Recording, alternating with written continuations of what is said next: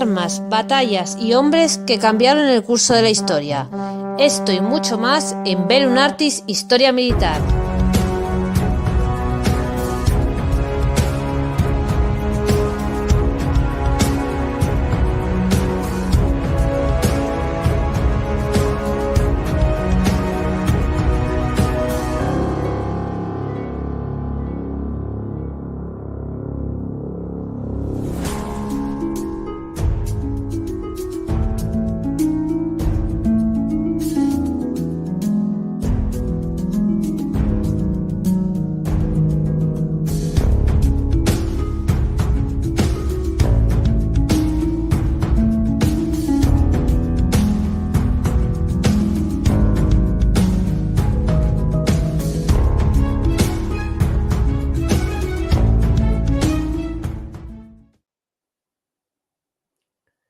Y la muerte en Trafalgar. Hola a todos, esto es Bellum Artis Historia Militar. Viajamos al año 1805 a la bahía de Cádiz para saber qué sucedió en la famosa batalla de Trafalgar. Para ello contamos con la ayuda de un marinero y no de agua dulce, con nuestro amigo el almirante Juan Rodríguez Garat. Y como siempre, contamos con la historia. Y es un viaje en el que solo se os pide un ticket, que es dar a me gusta y dejar un comentario. Y si queréis, compartirlo en las redes sociales para que más gente lo descubra. Y nada más. Si nos gusta a nosotros, ¿por qué no le va a gustar a más gente? Por eso tenéis que compartirlo en vuestras redes sociales. Empezamos el programa con nuestro amigo Juan, que nos va a llevar en una singladura por muchos años de historia de la Armada Española. Hola, ¿qué tal, Juan? Hola, buenas noches, ¿qué tal? Pues encantado de que vuelvas aquí al canal a hablar de algo que te apasiona más que la actualidad, casi, ¿no? Que es la historia. Sí, efectivamente, yo he llegado a la actualidad a través de la historia. Yo empecé a aparecer en los medios para hablar de la guerra de Ucrania en concreto, a consecuencia de un almuerzo que tenía con periodistas para hablar del 5º centenario de la Vuelta al Mundo de Juan Sebastián del Cano. Ese almuerzo coincidió que era 2 días antes de que comenzara la invasión rusa de Ucrania, con lo cual ninguno de los periodistas mostró el menor interés por Juan Sebastián del Cano y hablamos en aquella comida de Ucrania. Y eso es un poco lo que disparó un poco la atención de los medios acerca de este conflicto y me pidieron que colaborara para explicarlo. Por eso lo he hecho, pero realmente lo que me apasiona es la historia militar, la historia naval en concreto, más que lo que está ocurriendo en este momento, todavía difícil de analizar. Pues algo similar me sucede a mí. Yo tenía un canal de historia hablando de conflictos entre griegos y persas y un día, por desgracia, el mundo cambió y empezamos a hablar de guerras a gran escala en la actualidad. No a guerras que siempre hubo en la humanidad, que nadie piense que hubo momentos de paz perpetua, pero no a gran escala. Tras la caída del muro de Berlín parecía que no se iban a ver guerras como la que estábamos viendo entre Ucrania y Rusia, ¿no? Pues Juan, no vamos a hablar más de actualidad porque hoy venimos a hablar de historia y venimos a hablar de historia con mayúsculas. Venimos a hablar de la gran batalla, ¿no? O la última batalla de navíos de línea, ¿no? Española, que es la batalla de Trafalgar, ¿no? Sí, yo he escogido la batalla de Trafalgar como tema por buenas razones. La principal es que si le preguntas a cualquier ciudadano español sobre la Armada, es probable que la batalla de Trafalgar sea la única que recuerde. Y en cierto sentido es una pena. Una pena que sea así, puesto que la Armada tiene muchísimas páginas gloriosas y nos acordamos siempre de la más irrelevante. ¿Por qué ocurre esto? Pues hay varias razones. La primera es que la propia Armada no se ha preocupado de escribir su historia hasta realmente finales finales del siglo XVIII y no escribió su primera historia hasta finales del siglo XIX, con lo cual la historiografía naval está dominada por los británicos. Lo que a ellos les parece importante, es decir, sus victorias son importantes y sus derrotas apenas figuran en nuestra historia, en la historia colectiva, en la historia de la humanidad sobre la mar. Así ha ocurrido, por ejemplo, pues con las hazañas de Blas de Lezo y el virrey Eslava en Cartagena de Indias, de la que los españoles nos hemos enterado hace muy poquitos años, sencillamente porque a los británicos no les pareció oportuno contar esa historia. No, eso es cierto. Si a ese dominio de la historiografía naval que tienen los británicos se une la pasión por el drama de los españoles, que de nuestra historia nos gusta destacar las páginas quizá más dramáticas, como Numancia, donde por no rendirse sucumbieron todos en bloque. Nos gusta destacar de todas las hazañas de los tercios españoles en la Edad Moderna. Al final lo que recordamos es la batalla de Rocroi, su derrota final. Lo mismo ocurre con la Armada. Recordamos Trafalgar en lugar de recordar las muchas victorias que fueron jalonando la conversión de la pequeña Marina de Castilla y la un poco mayor Marina de la Corona de Aragón en la potencia naval dominante durante un siglo entero. Todas esas batallas, todo ese largo camino fue olvidado y al final lo único que recordamos de la Armada, la mayor parte de los españoles, es esa empresa heroica pero fallida que sucumbió en Trafalgar, lo cual en absoluto tiene rigor histórico y espero que hoy podamos hablar de esto largo y tendido. Efectivamente. Mira, por ejemplo, tengo un programa con un joven oficial de la Armada, que es Guillermo Nicieza. Espera. No, Guillermo Nicieza todavía no es. quiere ser médico de la Armada. Que se llama Los Leones del Mar, que es un relato sobre las batallas vencedoras o que España vence en el siglo XVIII y son siempre olvidadas o tapadas, ¿no?, por las derrotas, ¿no?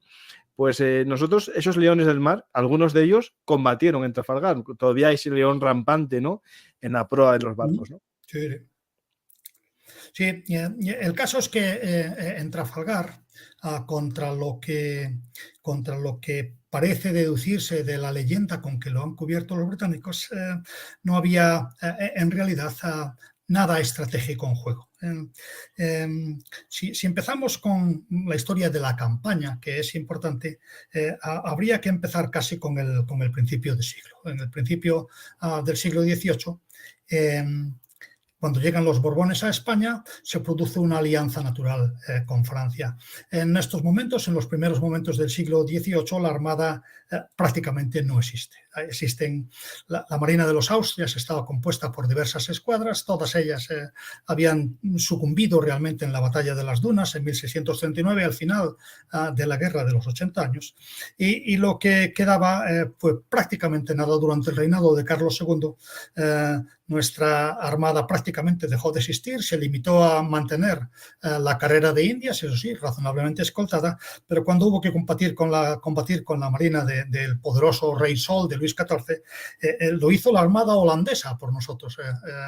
El almirante de Ruyter combatió con la bandera de España y murió defendiendo nuestros intereses como fuerza mercenaria al servicio de la corona, puesto que, las escuadras de la Marina de los Austrias habían dejado prácticamente de existir. Cuando llegan los Borbones se empieza a reconstruir la Marina y gracias a los ministros ilustrados, a mediados de siglo, la Marina Real española, que sustituye a todas las escuadras de los Austrias, la Armada Real, se convierte en una potencia de consideración, una potencia que no está a la altura de la británica, pero sí que en unión de la francesa es capaz de plantar cara a la Gran Bretaña.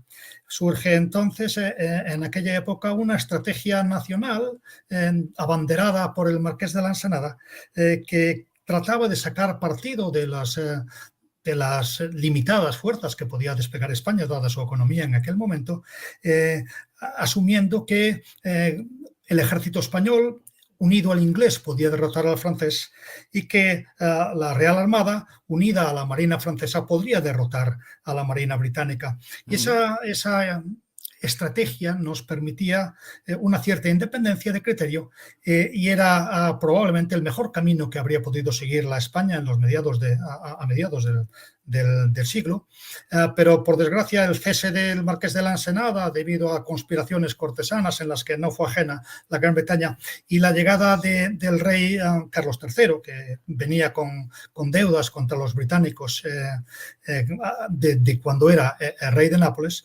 pues volvieron a renovar los pactos de familia con Francia y a volver a hacer causa común con una potencia como Francia mucho más poderosa que España y en la que casi siempre defendimos los intereses de Francia más que los españoles.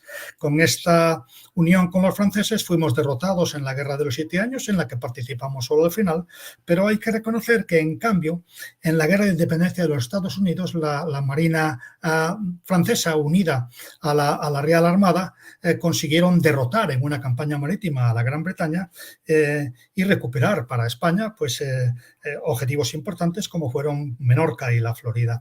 Esa fue, por así decirlo, nuestra última victoria en la mar y en aquel momento las monarquías borbónicas, España y Francia, sostenían las espadas con alto en cuanto al dominio de los mares que hasta entonces había ejercido la Gran Bretaña.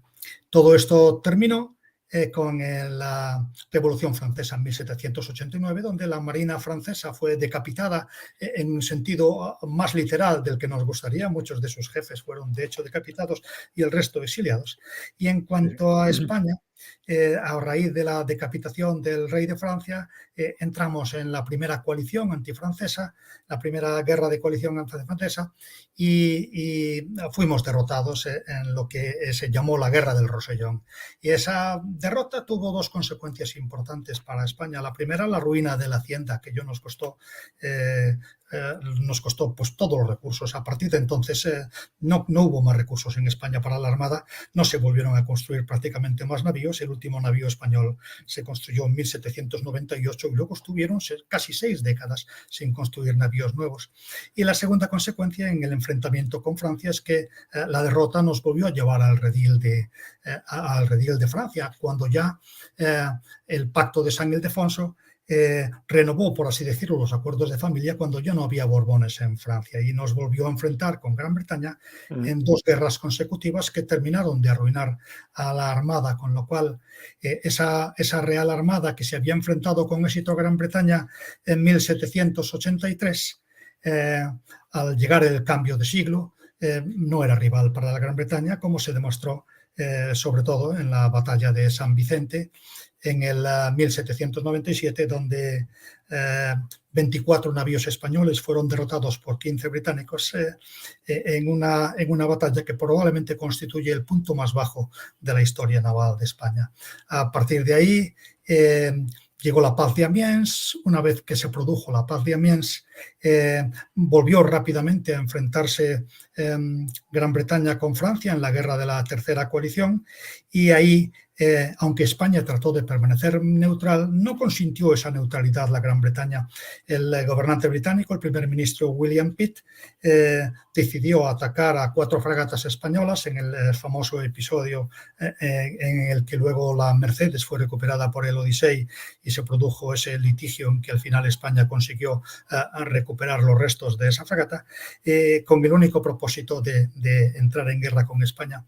Y tiene mucha importancia esta decisión por parte de William Pitt, porque solo 15 años antes Inglaterra había hecho lo posible por alejar a España de la alianza con Francia en la guerra de la independencia de los Estados Unidos y había ofrecido importantes concesiones diplomáticas a cambio de que nos saliéramos de la guerra. Solo 15 años después la situación había cambiado tanto que los británicos preferían a España en el bando contrario con Francia porque en absoluto temían ya a las 2 marinas combinadas. Aquí, claro, es la situación que lleva a Trafalgar. Claro, el tema de las armadas, ¿no? Que al final tú puedes tener una armada, pero hay que mantenerla, ¿no? Y ese mantenimiento en una... Bueno, época en la que las crisis económicas, las bancarrotas iban pasando de una a otra, eso también le pasó al ejército de tierra, ¿no? Que se quedó casi sin caballos. O sea, tenía unidades de caballería, pero no tenía caballos porque era muy caro el sistema de remonta. Al final, la Armada le pudo pasar algo parecido, ¿no? Tenía barcos, pero no tenía marineros también, ¿no? Le pasó de hecho eso. Cuando llega la guerra de la Tercera Coalición, que es donde está incluida la batalla de Trafalgar en 1805. La guerra comienza en 1804 con el hundimiento de la Mercedes y la captura de otras 3 fragatas españolas. La guerra para España comienza en ese momento. Pero la Armada Española ya era una sombra de lo que había sido. En 1796, Mazarredo, uno de los marinos más brillantes de su época, un año antes de la derrota de Cabo San Vicente, insisto, la más decisiva, la peor página de nuestra historia, ya Mazarredo había dicho que la Armada Española era una sombra de la fuerza que había sido y que no resistiría a la primera campaña. La solución del monarca entonces, de Carlos IV, a estas valoraciones de Mazarredo fue desterrar a Mazarredo, pero no hizo ninguna otra cosa para resolver aquel estado de la cuestión. ¿Qué le pasaba a la Armada de entonces? Le pasaban muchas cosas. En primer lugar, que la Marina británica se había fortalecido mucho. En la época de Trafalgar, la Marina británica tenía 180 navíos, por 40 de España y algo más de 40 de España y pocos más de Francia, pocos más de 50, más otros 20 de la República Bátava. Es decir, que la Marina británica tenía aproximadamente el doble de navíos que el resto de los países aliados. Es cierto que no todos esos navíos estaban alistados. Es cierto también que tenía intereses globales en todo el mundo y por lo tanto no tenía todos sus navíos en aguas europeas, pero verdaderamente tenía la superioridad numérica. Y no solo tenía la superioridad numérica, tenía una cierta superioridad que ya venía de antaño en la calidad que se determinaba por muchos factores. El primero de esos factores era el mayor número de buques de 3 puentes, que eran, por así decirlo, los buques más poderosos de la época. El segundo factor de superioridad que tenía era el adiestramiento. Sus buques estaban en la mar mucho más que los buques españoles o franceses. El tercer factor era la artillería. La artillería había progresado algo más. De hecho, en general, los adelantos tecnológicos en la época, tanto el forrado de los cascos de cobre como los pequeños adelantos en la artillería, la mejora de las cureñas, la mejora de la llave de fuego, la introducción de las carronadas, también daban una cierta superioridad a los británicos. Pero esa superioridad en tiempos de Luis de Córdoba se traducía en que el propio Luis de Córdoba había dado unas instrucciones a sus navíos, a la escuadra combinada, de que 10 navíos españoles podían combatir con 8 británicos. Y esa superioridad numérica equilibraba todos esos factores de desventaja.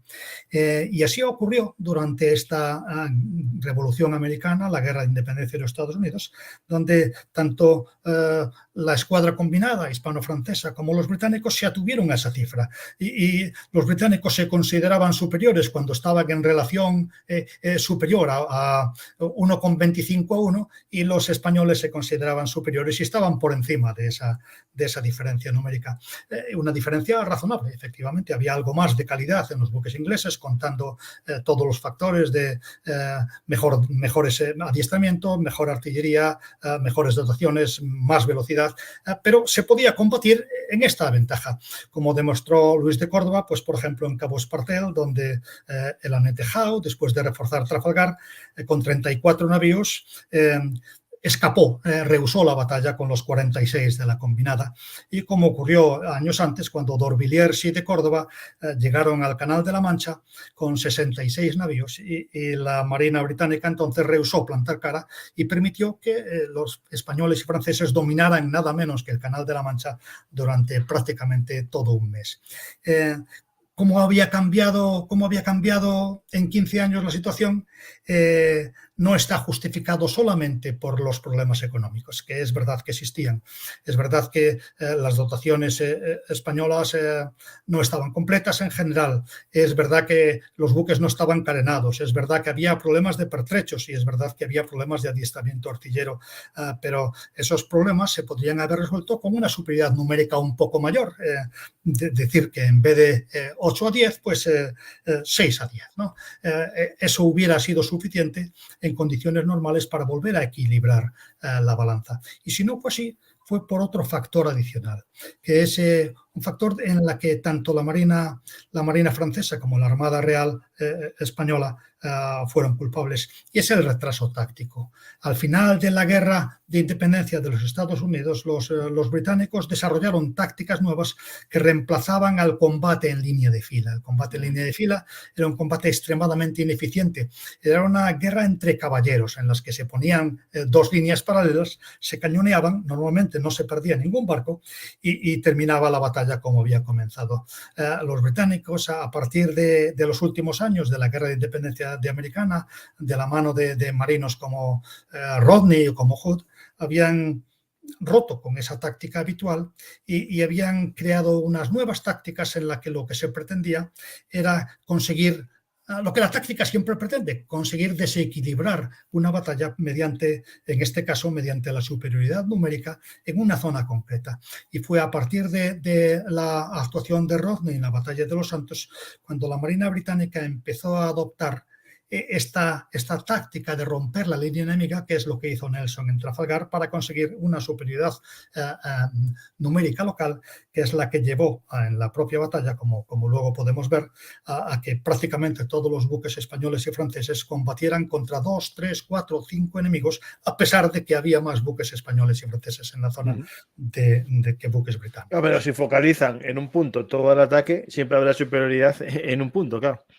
Así es, y eso le costó mucho a la Marina francesa y a la Armada española entenderlo, y de hecho no lo llegaron a entender hasta mucho después de la batalla. Pues si quieres, aprovechamos una presentación que tienes de haber hecho en Madrid recientemente, una charla sobre el tema, para que veamos un poco visualmente esto, ¿no? Porque claro, esto es muy complejo. La gente lo escucha en podcast, pero el que lo vea, al menos que tenga estas magníficas imágenes.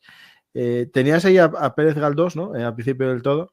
Sí, porque en la conferencia que está a disposición de quien quiera escucharla en el canal YouTube de la Armada, hablaba bastante de Galdós. Galdós es uno de los grandes escritores de la batalla, ha hecho de esa batalla el primero de sus episodios nacionales, un libro pequeño que desde luego merece la pena leer como documento de novelista. No es riguroso en su historia, porque lo que trata de transmitir Galdós es el sentimiento de pérdida, de dolor de la España del momento, y no tenía ni el menor interés en discutir las razones tácticas, por ejemplo, de ese combate, ni siquiera las razones estratégicas. Él se limita a echar la culpa de lo ocurrido a quien la tiene, que es el Tratado de San Ildefonso, el ponerse en manos de los franceses, echar la culpa táctica a Villeneuve, que la tiene, pero apenas analiza cuál es la razón por la que Villeneuve tiene esa responsabilidad táctica sobre lo ocurrido. Si vamos ya a la campaña de Trafalgar, hay que ver qué es exactamente lo que buscaba Napoleón. ¿Por qué Napoleón quería a España en su bando en esta guerra de la Tercera Coalición? Pues muy sencillo. Él soñaba con llevar sus fuerzas a la Gran Bretaña. Y evidentemente la Marina británica, hemos dicho que tenía el doble de navíos de línea que la suma de sus enemigos combinada, pero Napoleón jugó con las cuentas de la lechera y sabiendo que había barcos británicos desplegados por todo el mundo, trató de concentrar todas sus fuerzas en el Canal de la Mancha en un momento en que los británicos no pudieran responder. Y si él presumía que si conseguía el dominio del canal por unas pocas horas durante un día determinado, sería capaz de llevar a sus fuerzas que estaban concentradas en Boulogne a la Gran Bretaña y ahí dar por finalizada la guerra. Sus cuentas de la lechera eran muy sencillas. Él tenía 21 navíos en Brest, tenía 20 en Toulon, franceses, tenía otros 15 en Ferrol y en Cádiz y otros 5 en Rochefort, y él asumía que si todos esos navíos consiguieran evadir a los navíos británicos que bloqueaban cada una de las bases aliadas y llegar al Canal de la Mancha todos a la vez, se podrían juntar en el Canal de la Mancha 70 navíos y serían suficientes para conseguir el dominio del canal. Claro, para esto no solo había que romper el bloqueo de todos y cada uno de los puertos aliados, insisto, todos ellos bloqueados por navíos británicos, les sobraban los navíos para hacer eso, sino que había que dejarlos atrás, no podían llegar persiguiendo a sus pares, ¿no? Y para eso Napoleón concibió una diversión en el Caribe. Él ordenó a Villeneuve que saliera con la escuadra de Toulon, que incorporara la de Cádiz y que se dirigiera al Caribe, donde se iba a reunir con las escuadras de Brest y Rochefort para romper luego el bloqueo de Ferrol y con todos los barcos aliados a la vez entrar en el Canal de la Mancha. Al principio las cosas no salieron demasiado mal, porque en Toulon Villeneuve fue capaz de romper el bloqueo. Estaba bloqueándole la escuadra de Nelson. Nelson comete el primer error de juicio de la campaña, creyendo que Villeneuve va a atacar Nápoles y se dirige a defender Nápoles, con lo cual Villeneuve se dirige a Cádiz sin encontrar ninguna oposición, levanta el pequeño bloqueo, los 6 navíos británicos que bloqueaban Cádiz, se reúne con la escuadra de Gravina, los buques que en aquel momento Gravina tenía listos para salir al mar, y junta una escuadra de un total de 20 navíos, con la cual se dirige a la Martinica. En la Martinica es donde tenía que haberse reunido con las escuadras de Rochefort y Brest si hubiera sido capaz de romper el bloqueo. Atraer allí a los buques franceses mediante acciones a los buques británicos mediante acciones militares y luego burlarlos y dirigirse al Canal de la Mancha, pasando por Ferrol, levantando el bloqueo de Ferrol y entrando en el Canal de la Mancha. Un plan excesivamente complicado, que como todos los planes excesivamente complicados casi nunca funciona. Pero al principio, insisto, salió bien. Consiguió levantar el bloqueo de Cádiz, llegó a la Martinica. Allí en la Martinica, en lugar de aprovechar el tiempo atacando la isla de Trinidad, como querían los españoles, o quizá Jamaica o alguna de las islas británicas de las islas de Barlovento, pues se limitó prácticamente a dejar pasar el tiempo a la espera de la llegada de las unidades francesas del Atlántico. Cuando llegó a la Martinica le informaron de que Rochefort, la escuadra de Rochefort al mando de Misiessy ya había partido de vuelta y la escuadra de Brest prácticamente no podía llegar. A cambio de esto recibió una buena noticia. Después de interceptar un convoy, recibió la buena noticia de que Nelson se había vuelto a equivocar y lo había perseguido de nuevo hacia el Caribe. Por lo tanto, encontró que tenía el camino libre para, por latitudes más altas, volver a Ferrol, romper el bloqueo de Ferrol, habiéndose librado de la escuadra de Nelson que tenía persiguiéndolo.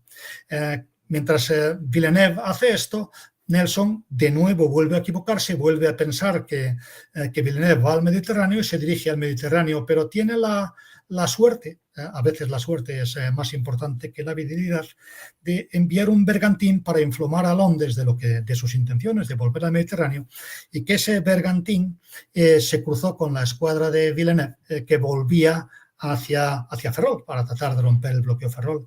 Y ese bergantín tuvo el buen juicio, el capitán de ese bergantín, de en lugar de ir al Mediterráneo a informar a Nelson, dirigirse directamente a Londres, donde la información era más vital. Y allí en Londres se sucede un momento de vacilación, porque ven que efectivamente Villeneuve ha burlado a Nelson y que no tienen en ese momento barcos en el canal o en el Atlántico suficientes para enfrentarse a él. ¿Qué decide hacer Barham, que era entonces el primer lord del almirantazgo? Pues unir a las flotas que bloqueaban, a las escuadras que bloqueaban Ferrol y Rochefort, y reunir 15 navíos al mando del almirante Jervis para enfrentarlos a la escuadra de Villeneuve. Y eso es lo que ocurre, vamos a pasarlo. Eso es lo que ocurre el día 22 de julio, cuando se encuentran Jervis con 15 navíos contra los 20 navíos de la escuadra combinada de Villeneuve. En principio hay una superioridad numérica clara por parte de la escuadra combinada, pero ahí entra la incapacidad de Villeneuve y en general de los tácticos españoles y franceses de aprovechar esta superioridad por la sujeción al combate en línea de fila. No toma malas decisiones Villeneuve al principio de la batalla, porque cuando Jervis trata de hacer, Calder trata de hacer lo mismo que Jervis en la batalla de San Vicente y envolver a la retaguardia de la combinada, maniobra bien y la fuerza está adiestrada y maniobra adecuadamente, de forma que se produce una virada por contramarcha y Villeneuve consiguió poner a Calder una línea de fila barco por barco, lo cual en principio responde a las necesidades tácticas de Villeneuve. El problema en esta batalla es que había 15 navíos británicos por 20 de la combinada y los 5 últimos de la combinada realmente, en lugar de aprovecharlos para doblar la retaguardia del enemigo o cogerlo entre dos filas o cualquier medida que hubiera podido tomarse con ellos, en la práctica lo que hicieron fue no combatir porque no tenían pares en el otro lado. Y por lo tanto los que combatieron fueron claro, británicos contra 15 españoles y franceses, que además Juan, estaban separados por nacionalidades. Una pregunta de marinero de agua dulce. Sí. Claro, en el navío, cuando se enfrentan una contra otra, sí, si tienes 20 y el otro tiene 15, le disparas más tiempo, pero cuando van en paralelo y aprovechan la misma fuerza del viento con el mismo despliegue de velas, casi irán a la misma velocidad. Y entonces a lo mejor el de 20 nunca da a 5, ¿no? Claro. No, pero eso es por torpeza, por mantener esa línea de fila. Claro, sí. Él podía haber dado órdenes a la retaguardia en aquel momento, al almirante Magón, o el almirante Magón podía haberse asumido, si no recibía órdenes, de que su verdadera función era combatir al enemigo y no quedarse sencillamente donde estaba en su puesto en la línea. Sí, haber roto la línea e ir por el otro lado, sí, por otro costado. Eso sería lo ideal, efectivamente. Claro, eso sería lo ideal para doblar la retaguardia por el otro lado. En los navíos de entonces, combatir contra dos era muy difícil porque el rumbo necesario para combatir a uno de ellos le podía dejar desenfilada frente al otro y convertirse pues en una víctima propiciatoria de ese segundo navío, con lo cual podía haber aprovechado esa superioridad numérica. Pero no solo lo hizo, sino que al final, en esta batalla, la Marina, las fuerzas combinadas tenían el barlovento. Siempre pensamos que los ingleses tenían siempre el barlovento. No es así, a veces no. Pero cuando lo hemos tenido, como esta circunstancia, no lo hemos sabido aprovechar. El problema de tener el barlovento es que si un barco pierde el gobierno porque queda desarbolado, deriva hacia sotavento, deriva hacia el enemigo. Y es lo que ocurrió con 2 de los navíos españoles de la vanguardia. 2 de los navíos españoles, el San Rafael y el Firme, que perdieron la capacidad de gobierno y fueron derivando hacia el enemigo y se encontraron rodeados de enemigos sin que el resto de la fila, formada toda por buques franceses, tomara ninguna acción para protegerlos, ¿no? Se limitaron a mantenerse en la línea de fila como correspondía con la doctrina de aquel momento. Ya había escrito después de la batalla de San Vicente uno de los marinos más capaces de la época, Domingo Grandallana, ya había escrito que mientras los británicos entraban en combate listos para aprovechar todas las oportunidades, los españoles y franceses se limitaban a tratar de asegurarse de que veían todas las señales de su almirante y que, puesta la atención en las órdenes de su almirante, apenas les quedaba iniciativa para aprovechar las oportunidades tácticas que siempre da la batalla. Y esa crítica se puede sostener también durante la batalla de Trafalgar. El caso es que en esta batalla de 20 navíos de la escuadra combinada contra 15 británicos, se perdieron 2 buques españoles capturados por los británicos y no terminó la cosa ahí, porque al día siguiente todavía estaban las fuerzas en contacto, todavía quedaban 18 navíos de la combinada contra 15 británicos que encima se desplazaban trabajosamente hacia el norte, remolcando a las presas españolas y a uno de ellos, al Windsor Castle, uno de los británicos que había quedado también desarbolado. Ni siquiera así, a pesar de que Gravina le insistió a Villeneuve en que continuara la batalla, Villeneuve desistió de hacerlo, con una razón que desde el punto de vista militar pudiera ser válida. Su misión no era combatir a los británicos, sino romper el bloqueo de Ferrol, pero que le hizo perder toda la credibilidad frente a los españoles, porque al final eran 2 buques españoles los que se habían perdido y Villeneuve no había hecho el menor esfuerzo para recuperarlos. Y el perder esa credibilidad, el perder el liderazgo, el perder la confianza de los subordinados es un precio demasiado alto. Luego, además, encima, si alegó que no podía continuar la batalla porque tenía que ir a Ferrol a levantar el bloqueo, lo que hizo no fue eso, sino dirigirse a Vigo a reponer la aguada, lo cual evidentemente es un factor más de demérito que hizo dudar más a los españoles sobre el liderazgo de Villeneuve. Pero lo más curioso de esta batalla es que estos 15 navíos británicos que se enfrentaron a 20 de la combinada y capturaron a 2 buques españoles y llegaron con sus presas a Gran Bretaña, se encontraron con que el almirante que mandaba esa fuerza, el almirante Calder, fue reprobado por no haber hecho lo suficiente. Se pedía de él que hubiera combatido hasta el final, que no se hubiera contentado con capturar 2 navíos, sino que hubiera combatido hasta el final, porque los británicos creían que en aquel momento 15 navíos británicos valían más que 20 de la combinada. Y fue sometido a un consejo de guerra y aunque fue absuelto de cobardía, sí que fue reprobado por falta de juicio, por el error de juicio que supuso el no combatir hasta el final. En fin, diferencias en aquel momento porque Villeneuve, en cambio, a pesar de los comentarios desfavorables que mereció por parte de Napoleón, que dijo de él, este hombre no es capaz ni siquiera de mandar una fragata, Villeneuve todavía en aquel momento no perdió el mando. Después de reponer la agua en Vigo, dejó allí a los 3 barcos peores, 2 españoles y un francés, el Atlas, que estaban en mal estado.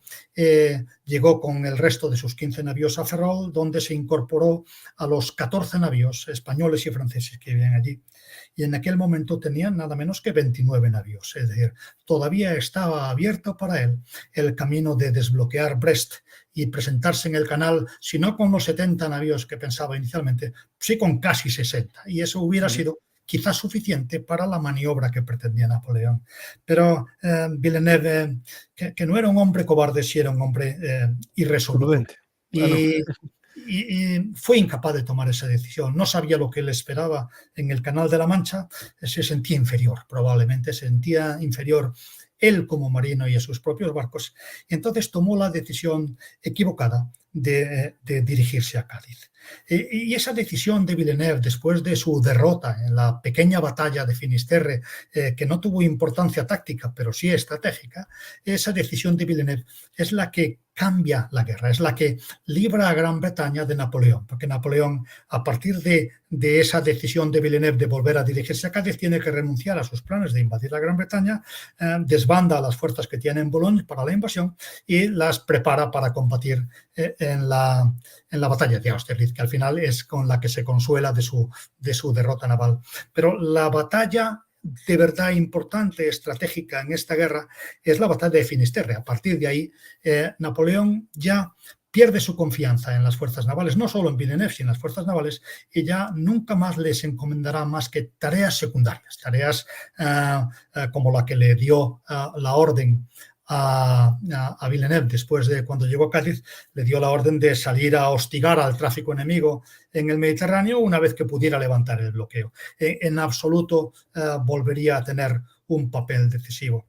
Y el caso es que en esas circunstancias Villeneuve vuelve a Cádiz y en Cádiz se encuentra la flota de la escuadra de Villeneuve, la escuadra combinada, 33 navíos en total, de nuevo bloqueada por la escuadra de Nelson, que después de ese periplo de errores en la interpretación de los movimientos de Villeneuve, que prueba que eran mejor táctico que estratega, el propio Nelson, después de ese periplo de errores, se concentra en Cádiz, dispuesto a enmendar todos los fallos que había tenido durante los problemas de Trafalgar, con una rotunda victoria, que es lo que consiguió al final. Pues tenemos a Villeneuve, tenemos una flota, bueno, considerable, ¿no? Está ya con más de 30 navíos, y nos vamos al estrecho, ¿no? A la costa de Cádiz, a un punto neurálgico, ¿no? Que es el estrecho de Gibraltar, tanto por el punto geoestratégico de la entrada del Mediterráneo, como también para España por la carrera de Indias, ¿no? Que tenía como destino Cádiz, ¿no? Sí, aunque por aquel entonces ya había poca carrera de Indias. Sí, ya había poca carrera de Indias, y los buques que llegaban a donde podían, buenamente. Sí. En ese sentido, ya. De hecho, ¿cómo se llama este navío? Es que el que pintó hace poco Dalmau, que venía el con glorioso, famoso. El Glorioso, justo. Que llegó al Ferrol, dejó en el Ferrol y pues Efectivamente, el Glorioso llegó ya en el año 47, la carrera de Indias estaba moribunda, y en el 1805 ya la carrera de Indias había dejado de existir, se había abierto el tráfico, el comercio a América desde todos los puertos españoles, por lo tanto ya no tenían ese factor. Lo que sí que tenían es una fuerza francesa, hispano-francesa importante, de 33 navíos en Cádiz. Y eso siempre era una amenaza a los flancos marítimos británicos. Lo mismo que ocurría en Brest, lo mismo que ocurría en Toulon. La respuesta británica a esta amenaza era el bloqueo. Pero el bloqueo en la época de la vela no era una ciencia exacta. A lo largo del año siempre existía la certeza de que se iba a poder levantar el bloqueo. Esa imagen que tienes es el cuadro de Ferrer Dalmau de la última batalla del Glorioso, el momento definitivo en el que, después de una carrera con muchos éxitos, en la que incluso llegó a hundir un navío británico, siempre luchando en inferioridad numérica, debe rendirse ante una fuerza superior, una fuerza de un navío de 80 cañones y apoyado por varias fragatas. Hay que decir que el Glorioso en esta batalla, y lo comento porque está ahí delante y porque el cuadro es bonito, el Glorioso demostró que uno por uno los barcos españoles de 1747, que es la época de esta batalla, eran tan buenos como los británicos. Y poco antes de la pérdida del Glorioso se perdió también el navío Princesa, combatiendo contra otros 3 navíos británicos, capturado por los británicos y que llevado a la Gran Bretaña, pues llevó a importantes conclusiones a los ingenieros navales, que no existían como tales, pero sí a los diseñadores, a los constructores navales británicos, a mejorar sus navíos copiando detalles del Princesa, lo cual demuestra que el problema de la Real Armada en estos momentos, en los momentos de mitad de siglo, nunca estuvo en la calidad de los buques o en las dotaciones, sino en la inferioridad numérica. Más adelante, insisto, llegaría esa inferioridad táctica que cambiaría un poco la perspectiva. Los navíos que nos vemos en Trafalgar ¿son de los que se mejoraron con el espionaje de Jorge Juan? No, ya estamos hablando de... Algunos sí. En Trafalgar, España combatió con una mezcla de barcos. Sí, por eso. El más antiguo de todos era el Rayo, que era de Gastañeta, una herencia del pasado. El Santísima Trinidad sí que era del sistema inglés, del sistema que había construido en La Habana, con el sistema inglés que había traído Jorge Juan, importado de la Gran Bretaña, y que no cambiaba demasiado el diseño de los barcos. Los países estaban demasiado cercanos unos a otros. Había diferentes de detalle, pero la diferencia estaba más que en los barcos, en los sistemas de construcción, en la duración de los barcos y en el tiempo y el dinero que costaba construirlos. Cuando cae el Marqués de la Ensenada, cae también el sistema inglés traído por Jorge Juan y se cambia al sistema Gautier, un sistema traído por el francés Gautier, que es un poco copia de lo que están haciendo en Francia en aquel momento. Y luego, poco a poco, en España se fueron mejorando los diseños por parte de Romero de Landa. Romero de Landa es el que crea los buques 3 puentes de la clase Santa Ana, los Meregildos, excelentes navíos, y los buques de 2 puentes de la San Ildefonso. Todos barcos por lo menos tan buenos como los mejores de los británicos. Y aún todavía la Armada dio un paso más con las mejoras que hizo Retamosa sobre los diseños de Romero Landa en navíos como el Montañés o el Argonauta, algunos de los cuales estaban en Trafalgar, pero había una mezcolanza de barcos de todos los tipos, porque los barcos duraban más que, algunos al menos, duraban más que los propios sistemas constructivos, es decir, que había un poco allí de todo, lo cual también dificultaba las maniobras, ¿no? Porque había que gobernar con barcos de generaciones muy diferentes, y de hecho, una línea de fila muy cercana. La velocidad de un convoy la marca el más lento, ¿no? Siempre, sobre todo si estamos hablando de la fuerza más débil, porque la fuerza más fuerte se puede permitir el lujo de perder alguno de sus navíos, pero no es así. La fuerza más débil no tiene más remedio que navegar a la velocidad del más lento. Y en estos navíos de línea, cuando se hacía una línea y tú tenías navíos lentos, ¿qué hacías? ¿Los ponías al principio para que marcase velocidad? Detrás ibas, claro, reduciendo velocidad, porque claro, al final... Había un orden natural en el que efectivamente se tenían en cuenta las características evolutivas de los barcos, pero no era el que se adoptaba normalmente, porque generalmente, y pasó en Trafalgar, se adoptaba el orden más rápido a la hora de formar, dependiendo de cómo hubieran salido de puertos, para evitar retrasos. Es decir, que en principio, pues aunque había un orden natural, no se respetaba excesivamente, y mucho menos en el momento del combate, a lo cual evidentemente contribuye el que las formaciones pues fueran bastante más lentas de lo que pudieran haber ido los navíos más rápidos. Ocurrió desde luego en Trafalgar como en cualquier otro lado. Si seguimos con el tema de Trafalgar, hay que ver que en Trafalgar, en Cádiz estaba la escuadra combinada con 33 navíos y fuera le esperaba Nelson con 40 navíos. Con lo cual es claro que la fuerza británica era muy superior a la española.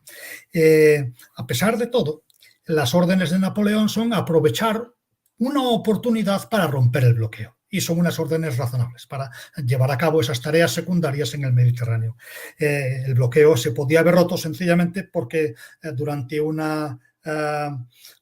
periodo de fuertes vientos de poniente, pues la escuadra británica tuviera que desplazarse hacia San Vicente y en ese momento podía haber aprovechado Villeneuve para dirigirse al Mediterráneo y romper ese bloqueo, que hubiera sido, pues esperando a los momentos meteorológicos oportunos, hubiera sido de lo más razonable. Y eso estaba en la orden de Napoleón. Pero, por desgracia, Villeneuve supo que Napoleón iba a relevarle después de esa vuelta inoportuna a Cádiz, iba a relevarle por Rossini. Y él trató de crear esa oportunidad cuando no existía esa oportunidad de romper el bloqueo, para reivindicarse frente a Napoleón, para salvar su honor y quizá hasta su cargo. A pesar de que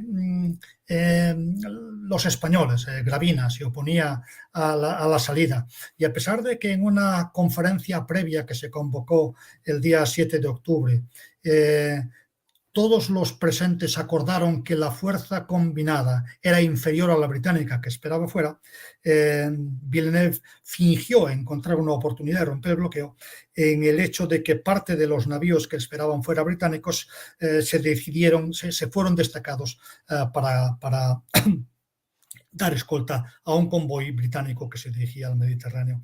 Eso dejaba a las fuerzas británicas esperando fuera, en vez de en esos 40 navíos, en los 27 que al final combatieron, suficientes desde luego para hacer frente a los 33 de la combinada, porque entre otras cosas, además de otras muchas ventajas, entre ellos había nada menos que 7 buques de 3 puentes, cuando ninguno de los 18 navíos franceses era de 3 puentes en aquella batalla.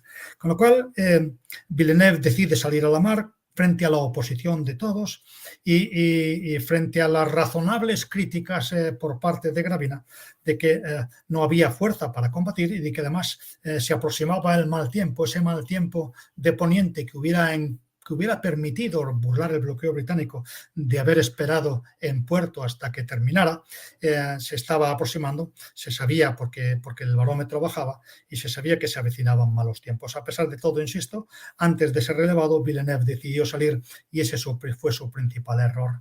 Fuera le esperaba Nelson. Nelson sabía lo que le había ocurrido a Calder por no haber llevado la batalla hasta el final. Nelson se sentía un poco molesto y un poco desautorizado por los errores que había tenido a la hora de bloquear a Villeneuve y por lo tanto quería ir a por todas. Las instrucciones de Nelson son: vamos a ir a por todas, vamos a ir a por toda la escuadra española.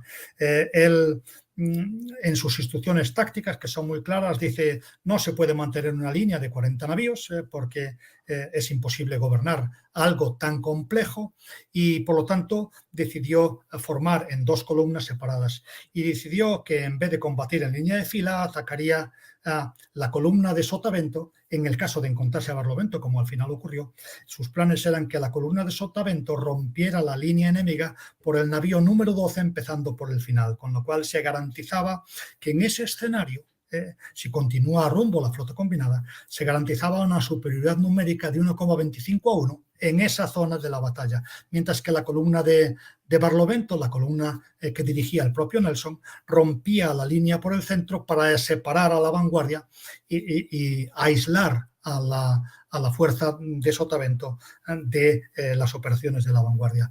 A la vista de la figura, si la vuelves a poner un momentito, o esta misma me vale igual, a la vista de la figura se ve que con esto lo que deja Nelson en fuera de juego son los 11 navíos de la vanguardia franco-española, con lo cual a los 33 buques que iban a combatir a los 27 británicos se convierten en 22 contra 27 británicos, y los 27 británicos están además concentrados en un punto, cosa que no hacen los hispano-franceses. Frente a este ataque británico, que no es novedoso, que no es muy diferente de lo que hicieron en otras ocasiones otros almirantes británicos, la idea de Villeneuve es recurrir a lo más clásico, y Villeneuve comete 3 graves errores tácticos. El primero de ellos, aparte de salir a la mar, que es el error más grave, pero ya tácticamente comete 3 errores. Villeneuve también reconoce que no se puede manejar una línea de 33 barcos y por lo tanto crea 2 escuadras, la suya, que es la principal, 21 buques del cuerpo de batalla, y los otros 12 se los asigna a Gravina como escuadra de observación. Y así sale de puerto y así se dirige al estrecho, pero en cuanto tiene noticia de que se presenta el enemigo, ordena a los buques de Gravina entrar en la línea de fila, con lo cual comete ese primer error. En vez de tener 2 líneas como tenía Nelson, lo convierte en una sola línea muy larga, lo cual ya se ve a la simple inspección de la figura que aleja a sus barcos unos de otros y impide reaccionar con toda la fuerza. El segundo error, este error de todas formas no fue criticado en la época porque al fin y al cabo Villeneuve cede a la ortodoxia del momento, crea una línea de fila larga, que es lo que los tácticos del momento recomendaban, los tácticos españoles y franceses, no los británicos. El segundo error, por el que sí que fue realmente muy criticado, es invertir el rumbo de la formación cuando se acercan los británicos. Invierte el rumbo de la formación para dirigirse otra vez a Cádiz. La idea es razonable, es combatir más cerca de Cádiz para, en el caso de que vengan maldadas, y él sabía que iban a salvar barcos. Salvar al mayor número de barcos posibles. Pero el procedimiento es malo. Él ordena esa vuelta por giros simultáneos en buques de muy distintas cualidades marineras y maniobra, y encima les ordena ponerse prácticamente a ceñir, con lo cual se hace muy difícil que las unidades ocupen sus puestos, y esa línea que debía de ser un muro de cañones que se presentaba ante los británicos se convierte en prácticamente una línea desordenada de barcos con huecos, con barcos teniendo que fachear para no embestir al anterior. Y todavía hay un tercer error que quizá es el más grave. Cuando Gravina se da cuenta de que los británicos van a atacar efectivamente en 2 columnas y ven que la formación no es la adecuada para rechazar este ataque, Gravina pide permiso para coger la escuadra de observación, sus 12 navíos, y doblar la retaguardia, acercarse otra vez a la retaguardia y doblar la línea de forma que cuando los británicos rompan esa línea se encuentren, en vez de con buques aislados, con una melee de buques capaz de responder a ellos. Villeneuve no le da permiso para hacerlo, se hubiera salido de la táctica normal, y es entonces cuando es Fama que Churruca, que está en el San Juan Nepomuceno, de los últimos buques de la línea, y que ve el intercambio de las señales de banderas, dice: el general francés no conoce su oficio y nos compromete. Lo que uno dice durante las batallas en general se escribe después, ¿no? Pero lo dijera o no, seguro que lo pensó, porque es probablemente de los errores de Villeneuve es el más grave. Tal como se presentó las circunstancias, la batalla no podía terminar más que de otra manera. Pero sí que me gustaría decir que esta batalla, de todas formas, la iban a ganar los británicos. Tenían más cañones, más adiestramiento, más nivel táctico, tenían ventajas suficientes para ganarlas. Ahora, si hubiera estado mejor llevada por parte del mando de Villeneuve o de cualquiera que estuviera al mando en aquel momento, la batalla no habría terminado 19-0, porque quizás lo que más resalte de esta batalla es que fueron 19 buques perdidos por parte de la escuadra combinada por 0 buques británicos. Los británicos apenas perdieron 400 hombres muertos en una batalla en la que en principio, según la leyenda británica, que por supuesto no es verdad, se jugó el futuro de la isla. Fue una batalla en la que prácticamente la resistencia de la escuadra combinada fue muy limitada, y a pesar de que muchos buques combatieron heroicamente, una vez que los británicos consiguieron romper la línea, a costa, es verdad, de averías en los 2 buques que encabezaron cada una de las columnas, una vez que los británicos consiguieron romper la línea, cada uno de los buques españoles y franceses se enfrentó a 2, 3, 4, hasta 6, dicen que se enfrentó Churruca en el San Juan Nepomuceno, hasta 6 enemigos simultáneamente, y aquello fue una masacre, más que una batalla, a medida que la melee británica se iba corriendo hacia popa de la formación, mientras los 11 buques de la vanguardia esperaban órdenes y realmente pues, en la práctica no intervinieron en la batalla, hasta que tarde y mal algunos llegaron, para su desgracia, porque prácticamente todos ellos se perdieron, y lo mismo ocurre con los de la retaguardia, que tardó en llegar a la zona de la melee, y cuando llegó pues poco podía hacer más que lo que hizo Gravina, que con el Príncipe de Asturias, donde tenía su insignia, prácticamente destruida toda la arboladura y a remolque de una fragata, consiguió recuperar a 11 de los navíos de la combinada para llevarlos hasta Cádiz. Fueron los únicos, junto con los 4 navíos de la vanguardia, con los que el francés Dumanoir abandonó la zona para ser capturado pocos días después, fueron los únicos que se libraron de esa aplastante victoria británica. Pues la verdad que es duro decirlo, ¿no? Pero es una derrota que marcan un antes y después. Pero después eso es precisamente la leyenda. Eso es lo que yo quiero decir, porque muchos barcos quedan en Cádiz, ¿no? En la flota, se guarda en Cádiz, ¿no? Sí, bueno, luego evidentemente hay un episodio adicional, que es los buques, 17 buques, nada menos que 17 buques de la escuadra combinada habían sido capturadas en esta primera batalla. Luego llega un temporal y el día 23 salen 7 buques, 3 españoles y 4 franceses, salen a tratar de recuperar algunas de las presas, aprovechando esa vulnerabilidad que supone estar a remolque. No lo consiguen, pero sí apenas consiguen recuperar a 2, al Santa Ana y al Algeciras, pero sí consiguen que los británicos tengan que abandonar para enfrentarse a los españoles, cuyas intenciones no conocen, tengan que abandonar la mayor parte de sus presas que se perdieron en el temporal, y al final esos 17 presas británicas terminaron llevándose a Trafalgar solo 4. A Gibraltar solo 4 de ellas, 3 españolas, el San Ildefonso, el Bahama y el San Juan Nepomuceno, y un buque francés adicional. Eso es lo que consiguieron los británicos, que no es más que lo que consiguió Jervis en San Vicente. Lo curioso de esta batalla no es lo que ocurrió, que al fin y al cabo es una batalla bien librada, con oficio por parte de Nelson, sino la leyenda que se crea a partir de esta batalla. Una leyenda que se crea diferente en cada uno de los 3 países. Hay una leyenda británica que se construye como si esta batalla que que tiene lugar en una campaña marítima ya ganada, porque el objetivo estratégico se consigue ya en Finisterre, que es alejar a las tropas francesas de Gran Bretaña.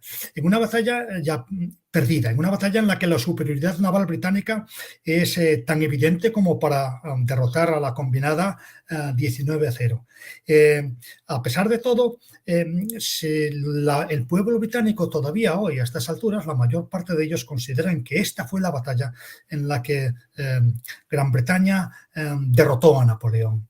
Y la razón histórica no está de su parte. La batalla no ha sido una batalla excesivamente importante, ni por su importancia estratégica, que insisto que fue Finisterre, la derrota naval de los aliados se consuma en Finisterre, ni tampoco por el número de barcos, muy inferior a algunas de las batallas que tuvieron lugar en la guerra anterior de independencia americana, como en la de los Santos, o como la escuadra francesa y española que subió al canal, o en la batalla de Cabo Espartel. Tampoco el número de navíos perdidos por la Armada española fue exagerado. Perdimos 10 navíos, pero habíamos perdido 13 en el simulacro de batalla de Cabo Passaro y 14 en la pérdida de Cuba, y no hubo ningún problema en reponerlos. Habíamos perdido también 3 veces más navíos en la batalla de las Dunas, donde efectivamente sí el poder naval de los Austrias quedó destruido. En el momento de Trafalgar, esos 10 navíos españoles suponían una pequeña parte de la Real Armada, cuando en el año 1807 se nombra a Godoy Real Almirante de España y de las Indias, Gran Almirante de España y de las Indias. Todavía España tiene 42 navíos. Una cosa es que estén bien alistados o no, pero todavía tiene 42 navíos a pesar de los 10 perdidos en Trafalgar. No es una batalla en ese sentido en absoluto decisiva. Tampoco es una batalla excesivamente cruenta. Los españoles perdimos 1000 hombres en la batalla de Trafalgar, y solamente en el enfrentamiento en 1801 entre 2 barcos españoles, tomándose cada uno al otro por británico en el estrecho, el Real Carlos y San Hermenegildo, habíamos perdido casi el doble de los que se perdieron en Trafalgar, cuando Pemán, llevado sin duda por las necesidades de la rima, crea el himno de la Armada y dice: en Lepanto la victoria y en la muerte de Trafalgar, oculta que en Lepanto murieron muchos más marinos españoles que en Trafalgar, aunque fue una batalla victoriosa, porque el bando vencedor en Lepanto tuvo 10.000 muertos, muchos más que la suma de 3 veces más que la suma de las 2 escuadras en Trafalgar. Por lo tanto, ¿qué es lo que convierte a esta batalla en especial en la visión, en la historiografía británica? La muerte de Nelson. La muerte de Nelson es lo que hace que esta batalla verdaderamente suponga para los británicos un hito importante en la construcción nacional. Los británicos han construido su identidad nacional en base a las figuras en algunos casos, de marinos como Drake, y también Lord Cardigan y la Brigada Ligera, pero marinos como Drake y marinos como Nelson. Si la figura de Drake ha sido erosionada por la historia, porque al fin y al cabo era un pirata y no fue el primero en dar la vuelta al mundo, como creían los británicos, y además terminó mal, la figura de Nelson, en cambio, se mantiene incólume, sigue siendo probablemente la más importante de las leyendas británicas. Nelson, que ganó esa última batalla después de muerto, es lo que le da a Trafalgar un sentido histórico que no tendría de no haber ocurrido la muerte de su gran figura histórica. El propio Nelson seguramente cuenta mucho más como leyenda británica que como realidad. Y también eso de ganar una batalla después de muerto le equipara un poco a nuestro Cid campeador. Al final es algo que contribuye mucho a que la batalla se haya mitificado por los británicos. Esa es la leyenda británica. Voy a poner aquí una imagen si me lo permites, a ver si la encuentro. Esta es esta es la muerte de Nelson en un cuadro que está en el Museo Nacional Marítimo de Greenwich. Y si te fijas, hasta tiene un halo como si fuera un santo. La mitología que se monta alrededor de la figura de Nelson es la que da pie a esta leyenda británica de Trafalgar. A mí me gusta señalar que es verdad que la superioridad británica fue incontestable, pero en una guerra marítima ya perdida por los aliados. Y a mí me gusta comparar esta batalla de Trafalgar con la batalla de las Islas Marianas en 1944 entre las fuerzas norteamericanas y las japonesas ya derrotadas. También una batalla en la que, con mucho heroísmo por parte, desde luego, de los vencidos y también con eficacia y con valor por parte de los vencedores, prácticamente los últimos vestigios de la marina nipona fueron destruidos por los americanos. Pero allí no murió Nelson y además la idiosincrasia norteamericana es muy diferente de la británica y aquello, en vez de convertirse en una ocasión comparable a Lepanto, que pudiera competir como la más alta ocasión que vieron los tiempos, los norteamericanos como la cacería de pavos de las Marianas. Y probablemente ese concepto de la cacería de pavos de las Marianas está bastante más cerca de lo que ocurrió realmente en la mar en Trafalgar, del concepto de una repetición diferente de la batalla de Lepanto. Luego está la leyenda francesa. La leyenda francesa es que Trafalgar no ocurrió. Napoleón, en los momentos de cuando le llegaron las noticias de Trafalgar, su comentario, lo que oficialmente expresó, es que algunos pocos barcos franceses se habían perdido en un temporal en aguas de Cádiz después de una batalla imprudentemente reñida por parte de Villeneuve, ¿no?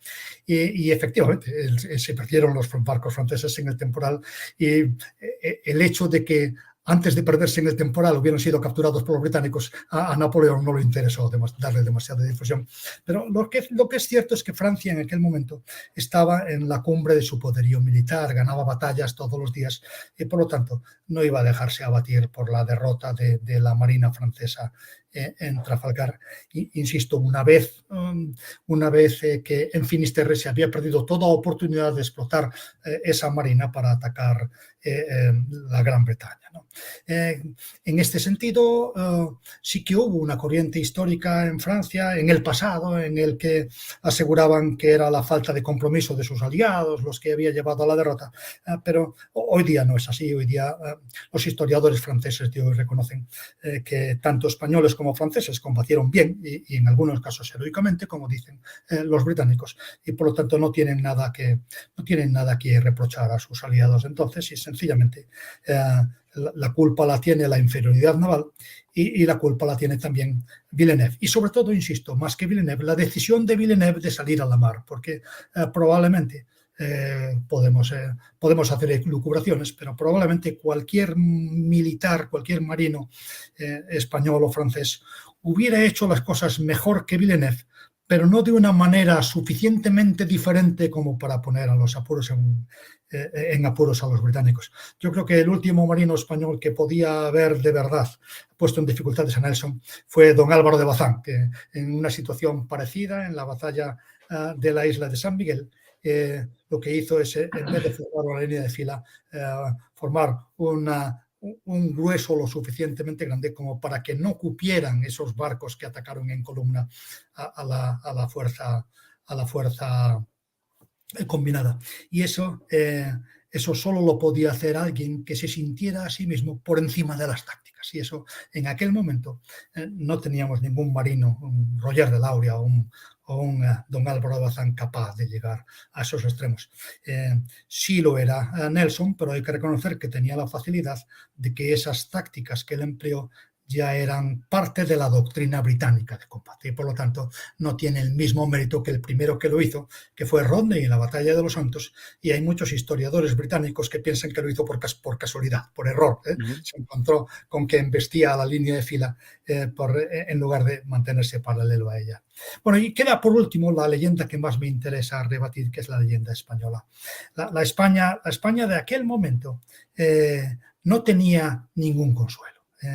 Había sido arrastrada a una batalla en la que no debíamos de haber estado, al lado equivocado de la historia, al lado de Napoleón, que era en aquel momento el enemigo de Europa, como pudiera ser Putin hoy, aunque por supuesto con mucho más talento que el propio Putin, pero estábamos en el lado equivocado de la historia y además no teníamos ningún consuelo, no teníamos victorias militares, no teníamos éxitos económicos, no teníamos más que una humillante posición de plegarnos a los intereses de los franceses.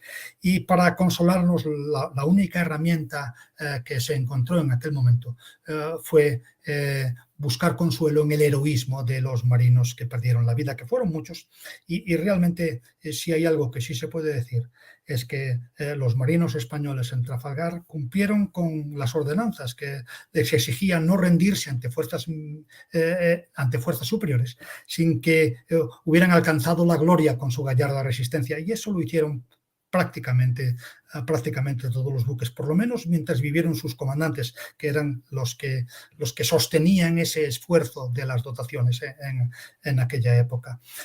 Prácticamente ningún buque se rindió con su comandante en el puente, y eso dice mucho de que la Marina Real, a pesar de estar en una guerra que no deseaba, apoyando a un bando que no deseaba y sin ninguna confianza en el almirante Villeneuve que les dirigía, fue capaz de aceptar ese sacrificio. Y ese sacrificio se capitalizó por parte de España. Galdós fue uno de los responsables de hacerlo. Insisto en que el episodio nacional es un canto a la grandeza y al heroísmo.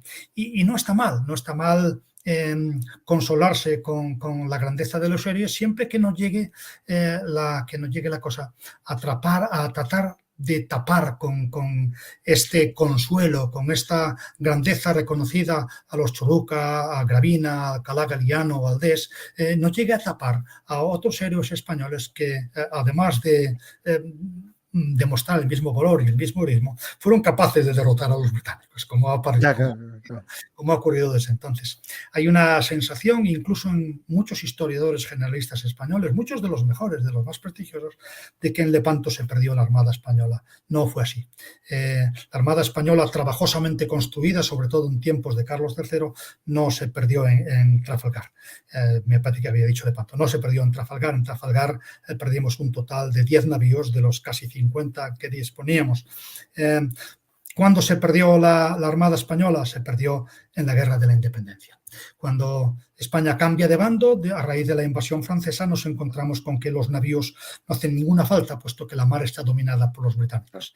Las dotaciones de los navíos infantería. Se pasan a la infantería, los marinos también pasan a la infantería, al frente muchos de ellos y con mucho éxito. Hay un caso particular que es Morillo, el general. Morillo, debo decir yo, Morillo, de marinero a jefe de todo. Era sargento de infantería marina cuando comenzó la Guerra de Independencia y terminó de general dirigiendo la expedición, la única expedición que llegó a llevar el poderío real a la América Latina, ¿no? El caso es que no fueron solo los marinos, no fueron solo los infantes de marina, fueron también las maestranzas de los arsenales. Fue también todo el dinero, se acabó mantener la escuadra. Y ahí fue donde empieza esta época, insisto, desde 1798 a 1856, donde España no construye un solo navío de línea. Y mejor que hubiera pasado más tiempo, porque se construyeron dos, en 1956 y en 1958, cuando ya el resto de los países europeos construían fragatas de hélice.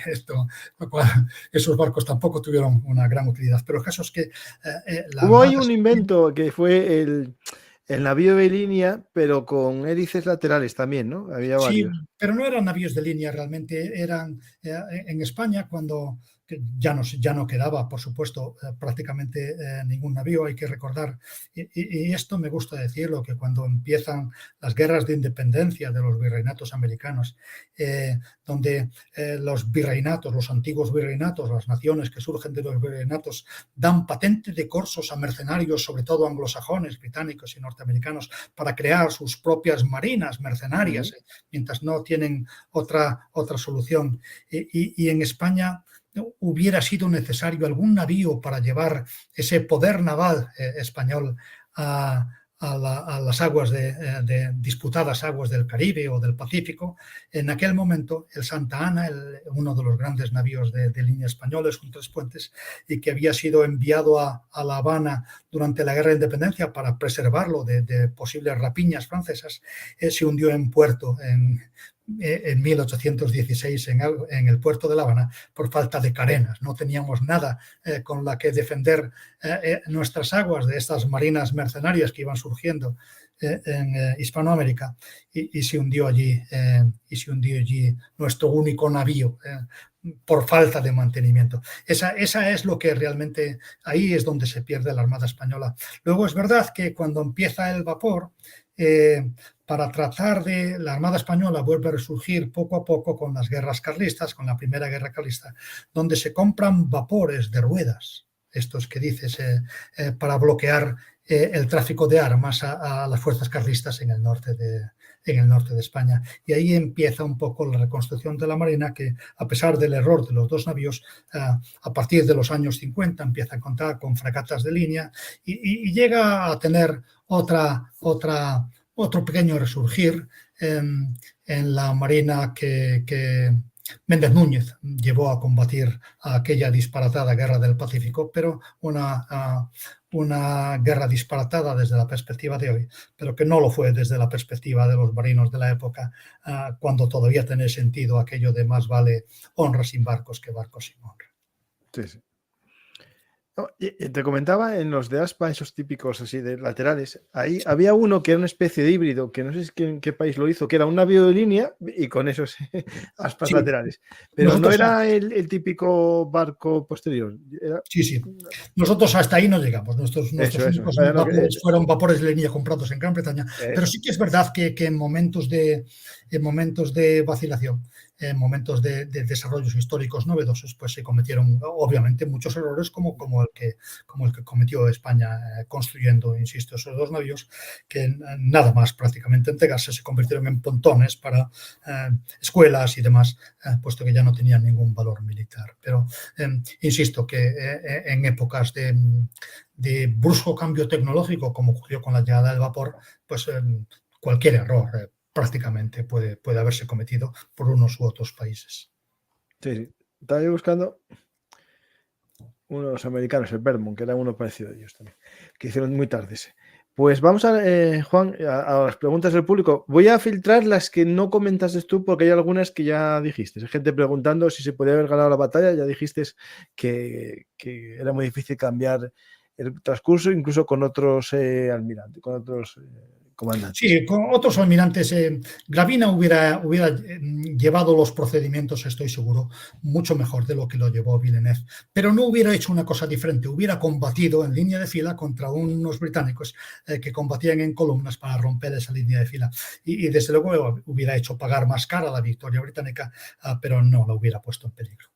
Y la mejor opción que se hubiesen quedado un puerto en Cádiz protegido. Eso desde luego, pero eso sí que lo reconoce todo el mundo, británicos, franceses y españoles. Reconoce todo el mundo que la única razón que tuvo Villeneuve para salir a la mar es personal, es el no ser destituido de forma deshonrosa del puesto, demostrarle a Napoleón que sí era capaz de mandar algo más que una fragata y tratar de recuperar su honor. Y es una cosa curiosa porque en general los historiadores navales presumimos de que así como a veces en tierra un ejército es capaz de provocar a otro al combate sencillamente porque no se puede abandonar una fortificación, un terreno, en la mar no es así. La mar es de todos y no es de nadie, y por lo tanto, para que combatan 2 fuerzas marítimas en una batalla decisiva, los 2 tienen que querer y por lo tanto los 2 tienen que creer que pueden ganar, como ocurrió en Lepanto. Y a pesar de todo hay algunas excepciones, como en el caso de Villeneuve, que salió sabiendo que no podía ganar para defender su honor, o el caso que tiene ciertos paralelismos de Cervera en Santiago de Cuba, donde salió por pura disciplina, sabiendo, igual que Villeneuve, que no tenía ninguna oportunidad frente a la flota norteamericana. Es que me viene a mí la cabeza justo el caso. Pero es importante que fue por orden, por obedecer órdenes, que es lo importante, la gran diferencia, ¿no? Así es, pero si en vez de compararlo con Villeneuve lo comparamos con Gravina, Gravina no quería salir y Gravina le hizo llegar su descontento a Godoy. Pero Godoy temía mucho más que a Nelson y a su escadra, temía mucho más a Napoleón. Lo que no quería Godoy es que Napoleón le pudiera reprochar en ningún momento que sus fuerzas hubieran fracasado por culpa de una falta de voluntad de España de cumplir con su parte.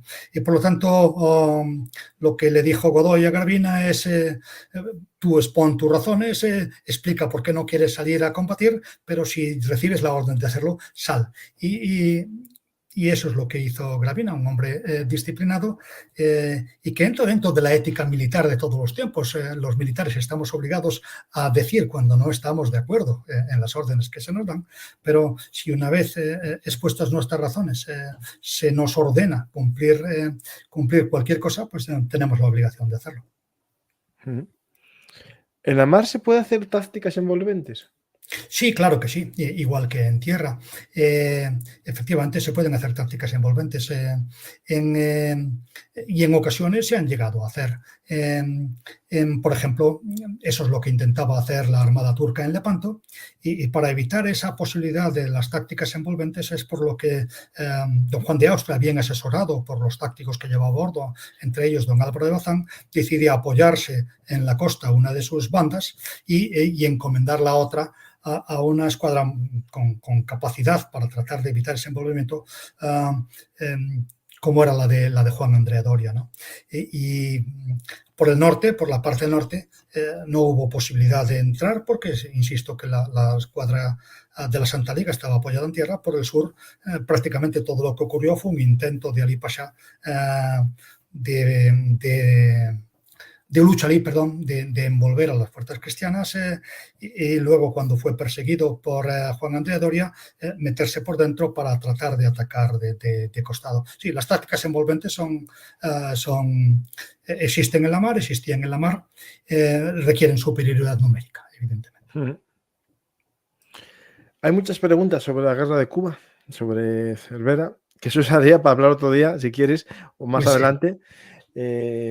Y de hecho va a venir también el bisnieto de Cervera a hablar otro día. O sea, vamos a hacer varios programas porque, aunque ya hay uno, la verdad que es un tema muy interesante y hay que verlo desde muchos puntos de vista, dando cada uno su opinión y sus enfoques. Pues vamos a ver una pregunta más.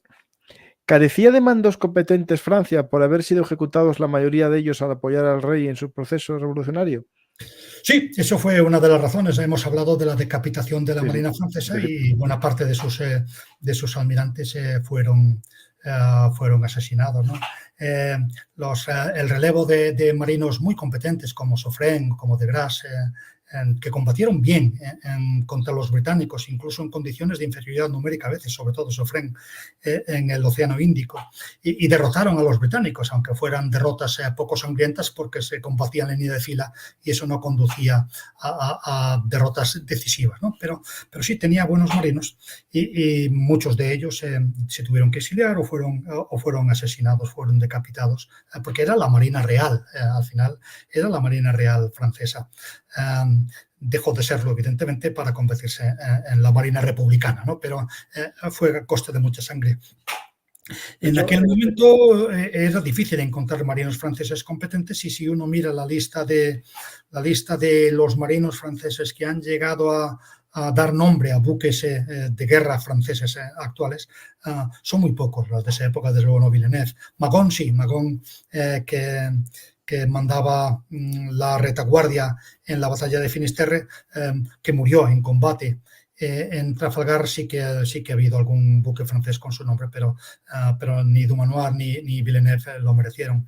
Villeneuve había demostrado suerte, fortuna, que era algo que Napoleón pedía a sus líderes en la batalla del Nilo, donde había conseguido escapar con 2 navíos de una aplastante derrota francesa, una más, ¿no? Porque hay que tenerla.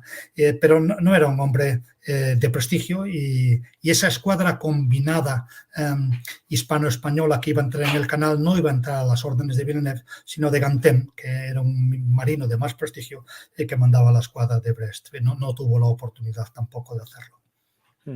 De hecho, el jefe de la resistencia contra la Revolución Francesa en la Vendée era un marinero. Pues vamos Marino, a... marino, hay que decir marino, mejor que marinero. Marinero vale. es, Sí, perdón. es un término que en la Armada representa un grado como el de soldado. Pero así como soldado, por práctica, nos aplicamos la palabra soldado todos los militares, yo también. La de marinero no es así, está limitada al rango más bajo, por así decirlo. Es cierto, Los sí, profesionales de la Armada. No, y era oficial. Sí. Pues vamos, yo creo que las preguntas que son casi todas ya repetitivas, pero voy a buscar una aquí. Bueno, es que ¿qué diferenciaba el avión del siglo XVIII a uno de la Armada Invencible? Es que es un avión de línea, es otro concepto distinto. No tenían tiene gran nada que cosa que ver, eran navíos extremadamente diferentes. La tecnología de la época, desde el siglo, lógicamente, desde el 1588, de la mal llamada Armada Invencible, el nombre oficial era la Gran Armada, la Grande y Felicísima Armada. El nombre de Armada Invencible es corriente utilizarlo, pero a mí no me gusta porque es un nombre satírico, ¿no? Es un nombre que se le puso después de haber sido derrotada, ¿no? Y por lo tanto no me gusta demasiado. Pero eran barcos de finales del siglo XVI. Del siglo XVI al XVIII, la tecnología, aunque poco a poco, había mejorado mucho, había mejorado muchísimo la artillería, había mejorado muchísimo el diseño de los propios buques, la construcción naval. Hay que recordar que la construcción naval en el siglo XVI era artesanal. Uno aprendía de su padre cómo hacer los barcos, mientras que en el siglo XVIII ya era científica, ya eran diseños que se hacían, como explicó Jorge Juan en su examen marítimo, con ecuaciones diferenciales. Ya estamos hablando de algo científico. Lo mismo, pues los instrumentos meteorológicos, velas, todo había mejorado enormemente. Es verdad que aún no había llegado la propulsión mecánica, no le quedaba mucho, pero sí que en el resto pues muy poco tenían que ver. De hecho, había un elemento también un poco diferenciador, yo creo, que en la Armada Invencible y en las armadas del siglo XVI muchos barcos eran como privados, era una especie de contrato, más que ser barcos de su majestad, ¿no? O barcos de la Armada. Eran muchos contratos privados, ¿no? También, ¿no? Efectivamente, los barcos entonces, la mayor parte no eran... En el Mediterráneo sí, las galeras eran todas del rey porque no tenía sentido hacer galeras comerciales. Pero en el Atlántico, la mayor parte de los navíos que se utilizaban, las naos, las urcas, eran barcos contratados a particulares, requisados, y ese fue uno de los grandes problemas en concreto de las marinas de los Austrias.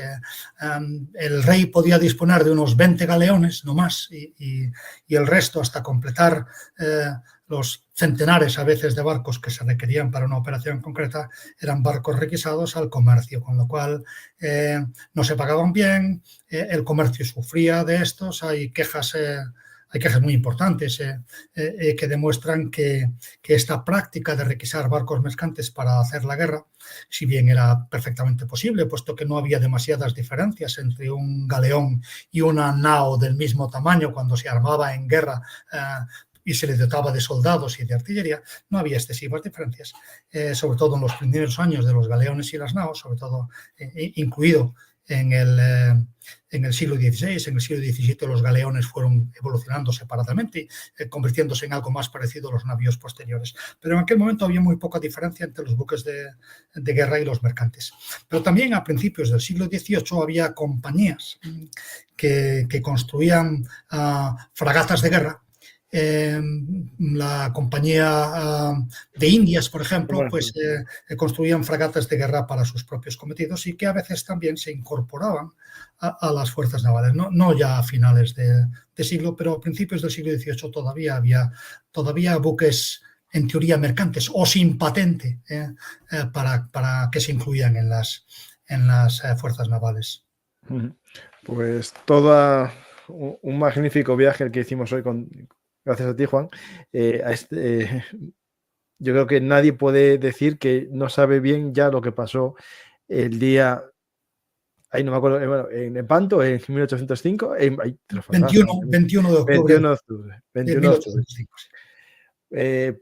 Pues yo creo que podemos finalizar ya. La gente, si quiere, dar a me gusta, dejar un comentario para que más gente descubra la batalla de Trafalgar. Gracias, Bufón de la Corte, por la membresía y por el apoyo al canal.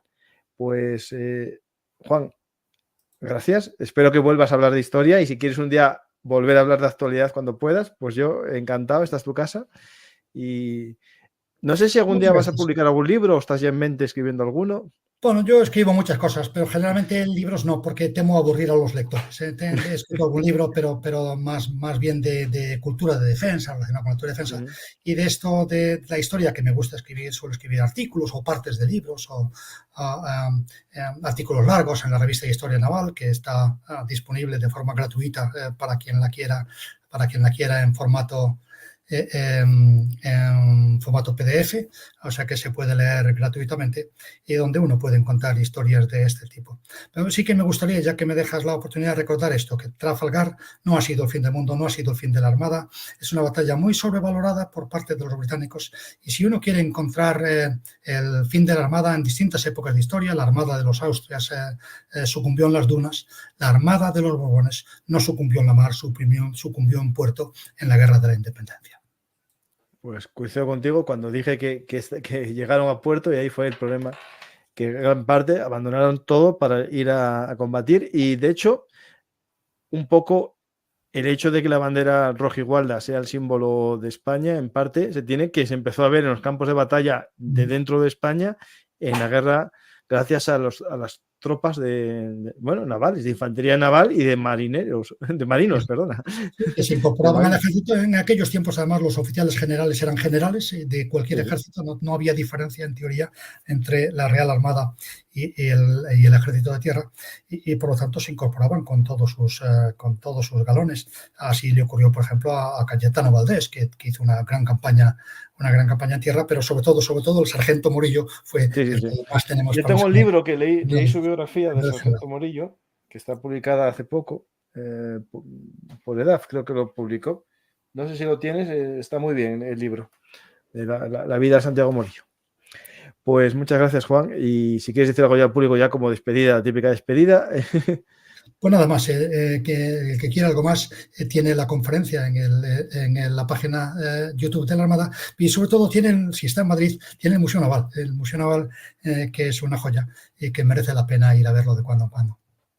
Yo cuando iba a Madrid por motivos familiares, que mi mujer vivía allí, me encantaba el museo y perderme allí en el Museo Naval, que es una joya ahí olvidada, un poco escondida entre los grandes museos, ¿no? de la milla de los museos en Madrid. Pero todo el mundo, si no lo conocéis, el Museo Naval es una joya. Una joya en la que se ve de todo ahí. Se ven armas de los filipinos y los tagalos y cuadros magníficos. Hay una pregunta aquí que no sé si hacértela o no.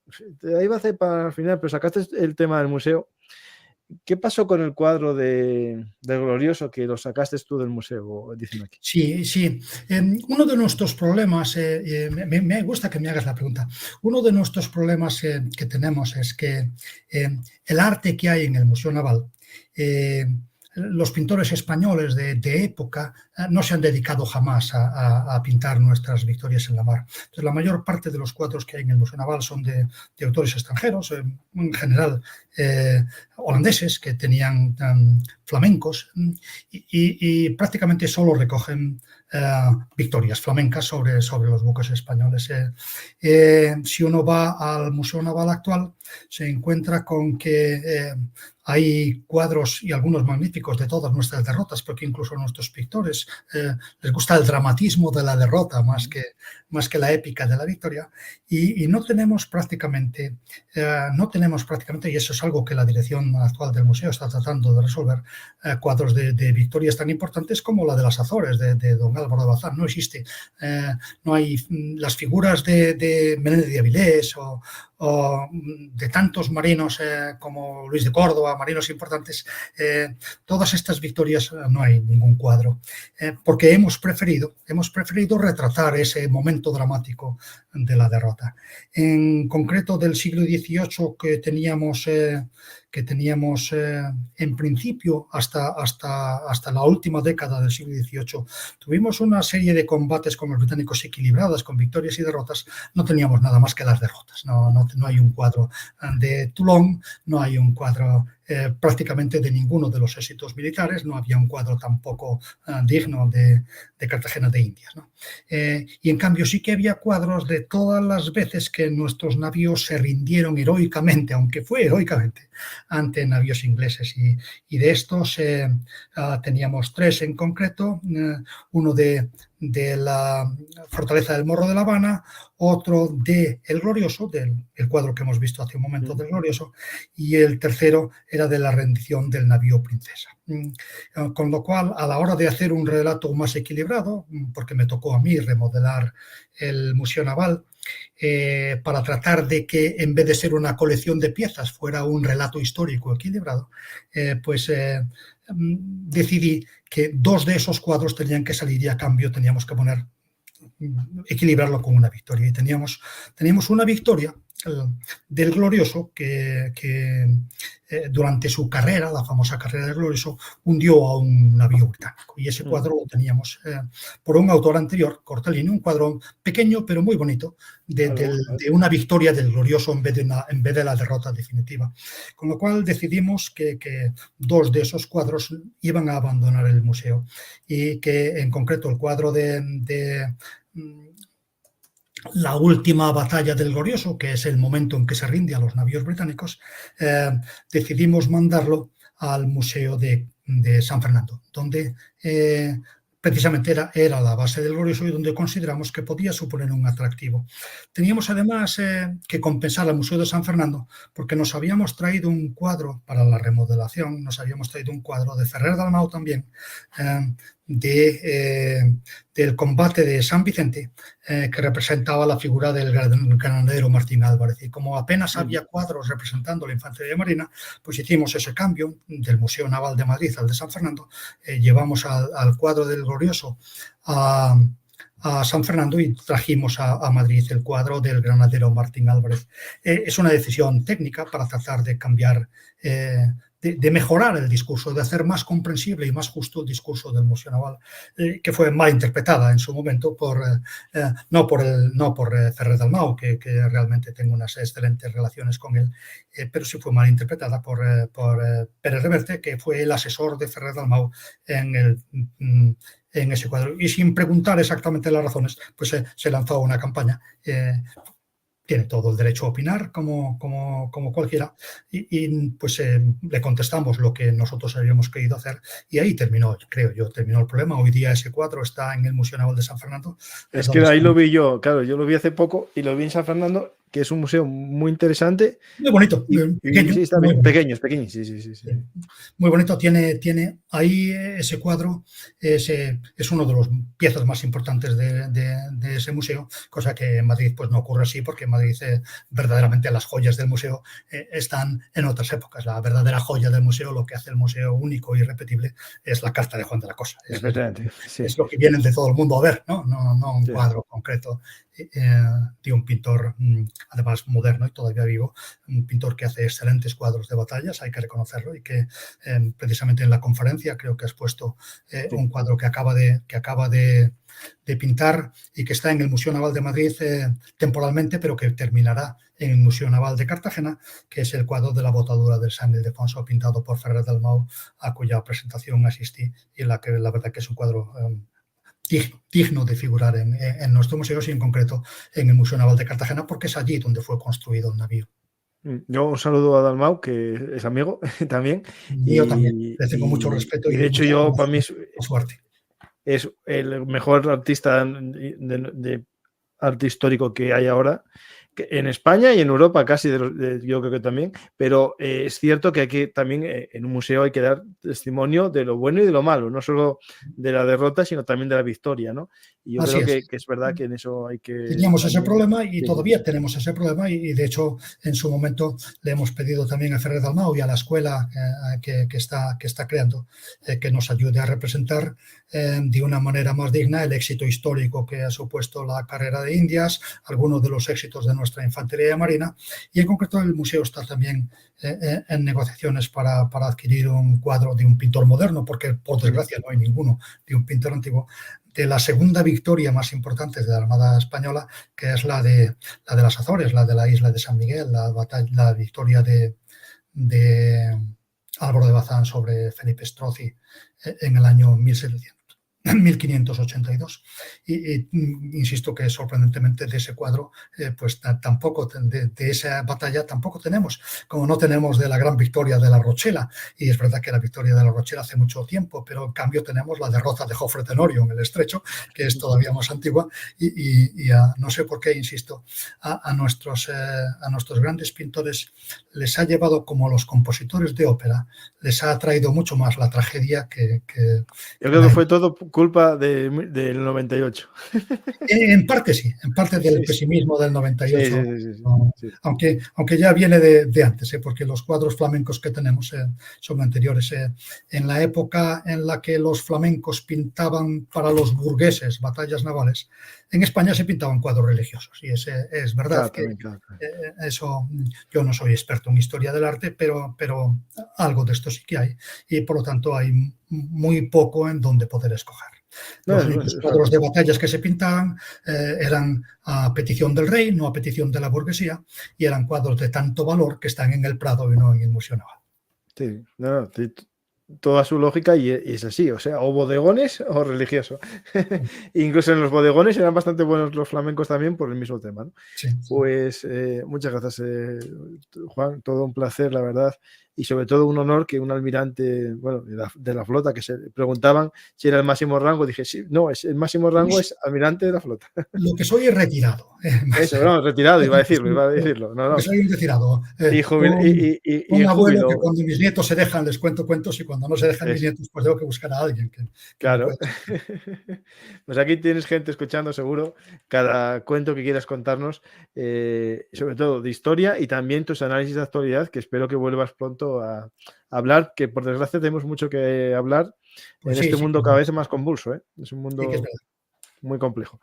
Pues muchas gracias, Juan, y me voy yo a despedir recomendando a la gente que compren mi nuevo libro que sale, no, que ya está a la venta y que se presenta el día 28 de diciembre en Madrid, lo digo a la gente de Madrid. Juan, si estás por Madrid y no tienes nada que hacer, día 28 en la librería Tercios Viejos de Madrid, a las 7 de la tarde, presentación del libro La Frontera Norte, 2 siglos de la historia de la Nueva España. No digo de España, porque también es de México y de Estados Unidos, en los que descubriréis momentos históricos olvidados. Y seguro que yo creo que vais a aprender mucho, tanto como yo escribiendo. Por lo menos es un libro que a mí me sirvió para conocer mejor la historia de España. Gracias a todos y hasta la próxima oportunidad aquí en Bellum Artis Historia Militar.